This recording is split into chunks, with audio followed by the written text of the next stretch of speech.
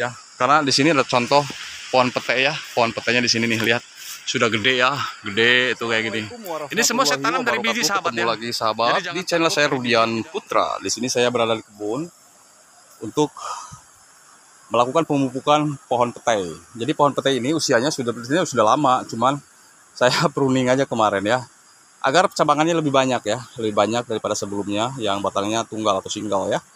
Nah di sini ada pohon pisang sudah mulai tumbang. Nih contohnya pohon pisang tanduk di sini tak payah kita racun ya, ataupun kita kasih pupuk kimia biar mati punah, enggak ya. Jadi tidak apa-apa harus melakukan eradikasi dengan pakai uang kan begitu. Walaupun uang segalanya ya, tapi nggak haruslah segalanya pakai uang kan gitu. Ini secara alam dia langsung mati sendiri, punah ya, tanpa repot-repot kita capek-capek dia untuk kita melakukan pemusnahan. Nah ini kecuali kita mau diperbarui ya, untuk melanjutkan penanaman baru, dan ini bibitan yang sehatnya untuk pisang tanduk. Oke, kita kembali ke pohon petai. Nah kemarin ada sahabat saya Mas Duri bilang, Mas katanya kalau pohon petai ini gimana supaya buahnya atau tidak rontok gitu ya. Kalau sudah jadi buah mungkin tidak ada kemungkinan untuk rontok ya.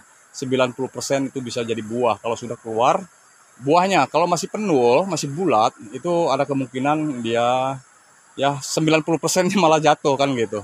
Dikarenakan apa ya, jujur aja, pohon pete biasanya itu berbuah di musim hujan ya. Berhubung musim hujan ini ya, jadi kadar unsur kalium itu sangat kurang sekali di cuaca yang seperti curah hujannya tinggi kan gitu.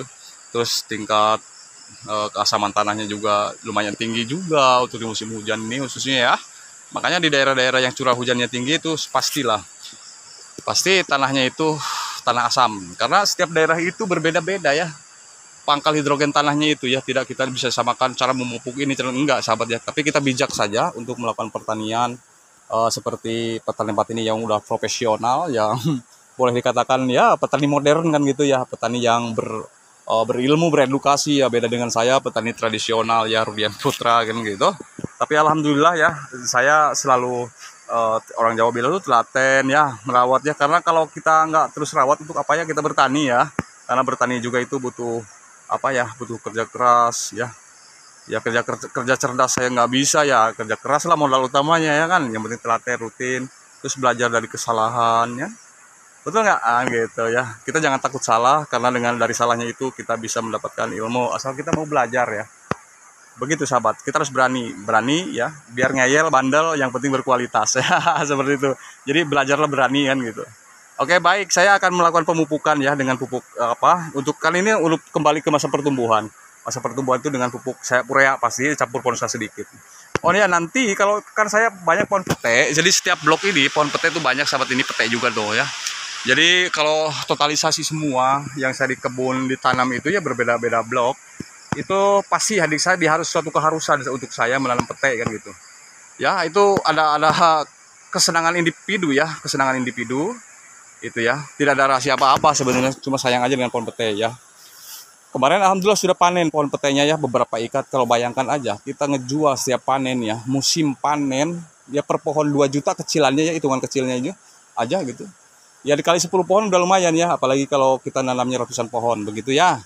Jadi budidaya pohon petai ini nggak haruslah di tengah-tengah, di khususnya enggak, di pinggir-pinggir aja untuk pagar kan misalkan gitu. Kalau sahabat yang ingin belajar bertani pemula seperti menanam petai kan begitu, atau menanam tumpang sari dengan tanaman durian ya, cengkeh, alpukat ya, di ini aja selingin aja di pinggirannya itu ya.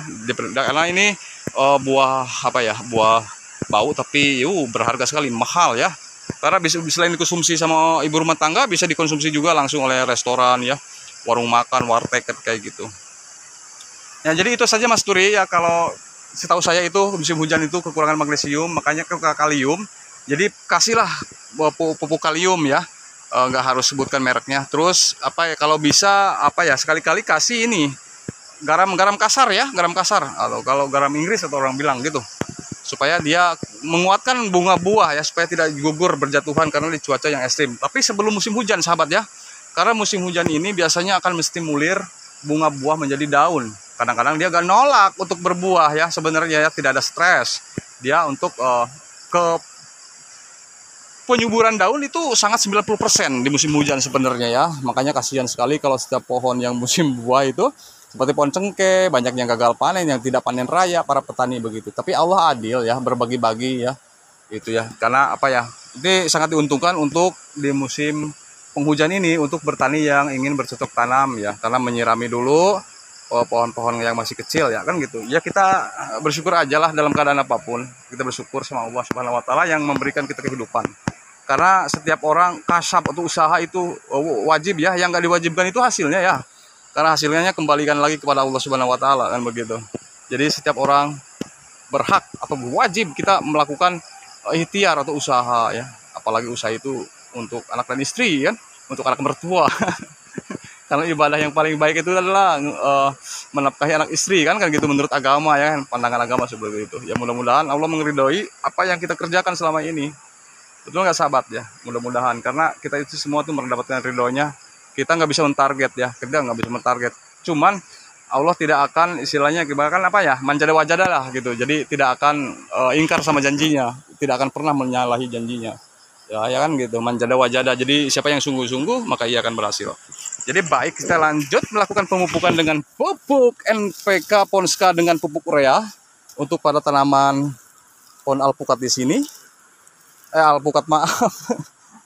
Petai sahabat, karena berhubung ini sudah lebih daripada 2 tahun ya, karena saya nggak sedikit ngasihnya gitu. Hanya ini menormalkan kembali untuk pertumbuhannya agar cepat lagi besar dan cabangan-cabangannya lainnya juga ini semakin banyak, semakin sehat atau semakin keras ya begitu, dan cepat kembuahan. Diusahakan 3 bulan 1 kali untuk melakukan pemupukan, tidak dengan pemupukan organik atau kompos, melakukan dengan pupuk NPK majemuk, yaitu tadi pupuk NPK majemuk itu diusahakan pemupukannya ketika tanahnya itu lembab.